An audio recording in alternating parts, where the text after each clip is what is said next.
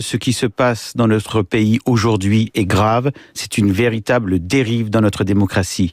Concevez qu'une magistrate qui a statué dans une collégialité, 3 magistrats, à l'issue des débats dont tout le monde a salué la qualité, même les avocats de Nicolas Sarkozy, et qu'après un délibéré qui a été rendu minutieusement avec un jugement de 400 pages et où j'ai le document de travail, à cette issue, eh bien aujourd'hui, cette magistrate fait l'objet de menaces de mort.